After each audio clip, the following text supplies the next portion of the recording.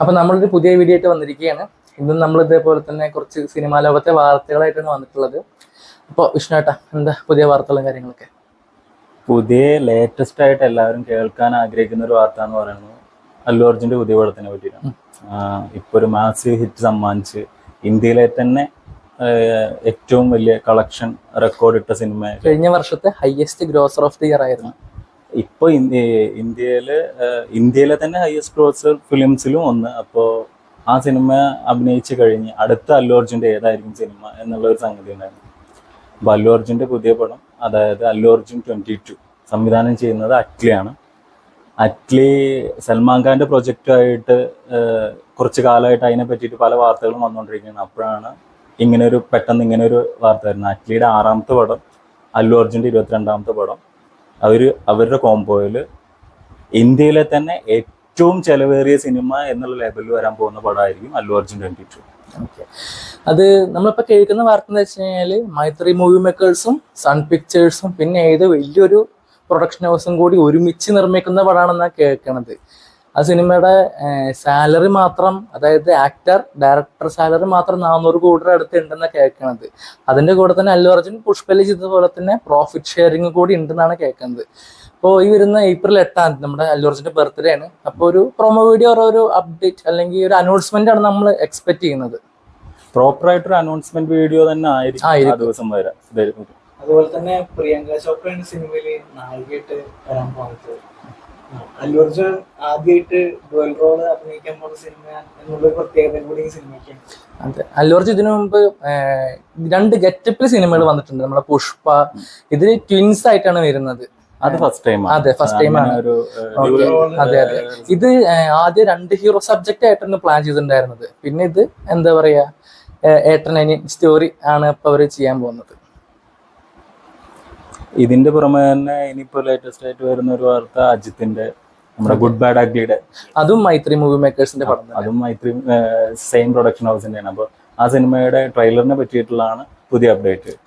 Trailer ഈ വരുന്ന 4-ാം തീയതി സിനിമയുടെ ട്രെയിലർ വരുന്നതായിരിക്കണം. സിനിമ റിലീസ് ആവാൻ പോകുന്നത് 10-ാം തീയതിയാണ്. അപ്പോൾ ആ ട്രെയിലർ ആ സിനിമയ്ക്ക് എത്ര ഒരു ബൂസ്റ്റ് ആവും എന്നുള്ള കാര്യത്തിൽ നമുക്ക് സംശയമില്ല. ഇപ്പൊ തന്നെ അതിന്റെ ടീസറിൽ പൊതുവെ എല്ലാവരും ഭയങ്കര തൃപ്തരാണ്.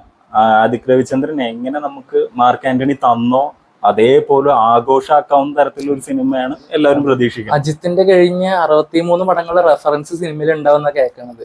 അപ്പോ ഇതൊരു പക്ക ഫാൻ ബോയ് പടം ആവട്ടെ, അതാണ് ഞാൻ എക്സ്പെക്ട് ചെയ്യുന്നത്. സിനിമയുടെ ടീസറിലെ പല ഷോട്ട്സും കാണുമ്പോൾ ഡേവിഡ് ബില്ലയുടെ പോലത്തെ ആള്, പഴയ അജിത്തിന്റെ പഴയ പല സിനിമകളിലത്തെ ഗെറ്റപ്പ്, കാതൽ മന്നലിലത്തെ, കാതൽ കോട്ടയിലത്തെ, അങ്ങനെ കുറെ സിനിമയുടെ റെഫറൻസ് അതിൽ കാണുമ്പോൾ അമർക്കളത്തിലത്തെ പ്രത്യേകിച്ച് അതൊക്കെ അജിത്തിന്റെ ബെഞ്ച് മാർക്ക് ഫിലിംസ് ആണ്.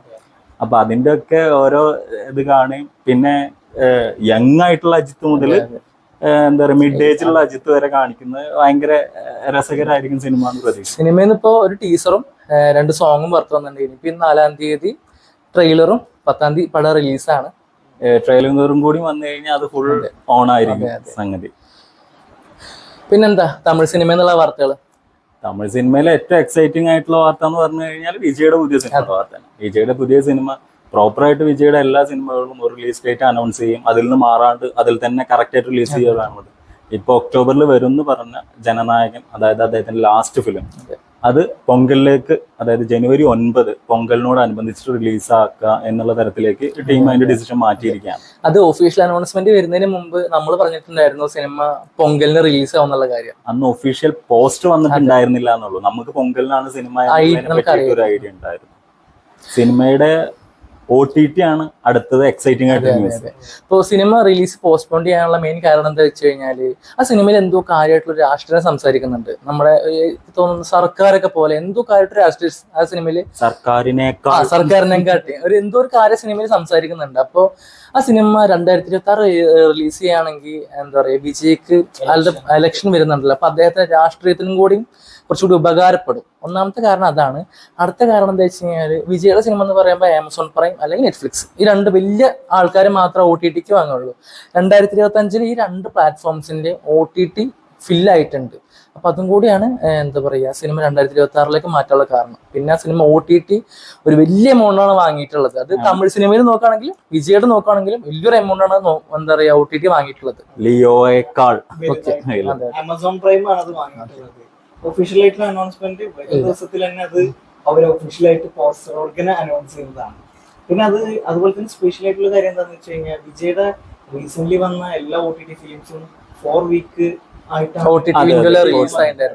അതുകൊണ്ട് എന്താന്ന് വെച്ച് കഴിഞ്ഞാൽ അവിടെ നോർത്ത് ഇന്ത്യയില് മൾട്ടിപ്ലക്സ് തിയേറ്റേഴ്സ് കിട്ടിയിരുന്നില്ല. ഇപ്രാവശ്യം അവര് 8 വീക്കിനാണ് കൊടുക്കുന്നത്. പ്രോപ്പർ ആയിട്ടൊരു പ്രോപ്പർ റിലീസാണ് അവിടെ നോർത്തിൽ കിട്ടാൻ പോകുന്നത്. ശരിക്കും പറഞ്ഞാൽ ലിയോക്ക് കിട്ടേണ്ട റിലീസ് ആയിരുന്നു ഇത്. അതായത് ഹിന്ദി ചിത്രത്തിന്റെ ഹിന്ദി ഭാഷ സംസാരിക്കുന്ന പതിപ്പ് 8 ആഴ്ചക്ക് ശേഷം മാത്രം റിലീസ് ആവാന്ന് പറഞ്ഞത് ആ സിനിമയെ സംബന്ധിച്ച് ഭയങ്കര ഒരു അത്രയും കിട്ടും. അത്ര നോർത്ത് ഇന്ത്യൻ തിയേറ്ററിലെ മൾട്ടിപ്ലക്സ് തിയേറ്റേഴ്സ് ഒക്കെ അവർക്ക് കിട്ടും. അപ്പോ നമ്മുടെ ജനനായകന്റെ ഷൂട്ട് ഫെബ്രുവരിയിൽ തീരണ്ടായിരുന്നു. പക്ഷെ അത് പല കാരണങ്ങൾ കൊണ്ട് ലാഗായി. പിന്നെ അവസാനം മെയില് റിലീസ് ഷൂട്ട് അവസാനിപ്പിക്കും പറഞ്ഞിട്ടുണ്ടായിരുന്നു. പക്ഷെ പിന്നീട് അത് അവർ 23 ദിവസത്തെ ഷൂട്ടും കൂടി എന്താ പറയാ ഒറ്റ സ്ട്രെച്ചിൽ കംപ്ലീറ്റ് ആക്കിയിട്ട് ഏപ്രിൽ അവസാനത്തിൽ ഷൂട്ട് തീർക്കുന്നുള്ള പ്ലാൻ ഇട്ടുണ്ടായിരുന്നു. ഏപ്രിലായി ഈ മാസം അവസാനത്തോളം ഷൂട്ട് കഴിയും. അടുത്ത മാസം നമ്മുടെ മമിത ബൈജു പ്രേമലുവിന്റെ സെക്കൻഡ് പാർട്ടിലേക്ക് എന്താ പറയാ ജോയിൻ ചെയ്യാൻ പോവാണ്. നമ്മളെ എന്താ പറയാ മോസ്റ്റ് ആന്റിസിപ്പേറ്റഡ് ഫിലിംസിൽ ഒന്നാണ്. ആ സിനിമയുടെ ഷൂട്ടും കാര്യങ്ങളൊക്കെ എവിടെ നടക്കുന്നത്? അത് സിനിമയുടെ ഷൂട്ട് അതായത് ഇപ്പൊ പ്രേമലു 2ന്റെ അനൗൺസ് വരുമ്പോ തന്നെ അതിലെ നമ്മളെ സച്ചിൻ ക്യാരക്ടർ നസ്ലിന്റെ ക്യാരക്ടർ ആ സിനിമയുടെ ലാസ്റ്റ് വിദേശത്തേക്ക് അതായത് UK പഠിക്കാൻ പോകുന്ന തരത്തിലാണ് ആ സിനിമ പറഞ്ഞു നിർത്തിയിരിക്കുന്നത്.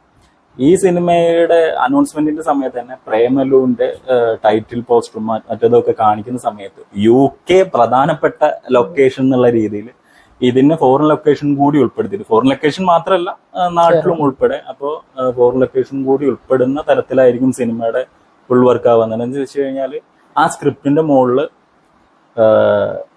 പ്രൊഡക്ഷൻ ഹൗസ് ആവട്ടെ സംവിധായകനാവട്ടെ ഫുൾ കോൺഫിഡൻസിലാണ് ഇരിക്കുന്നത്.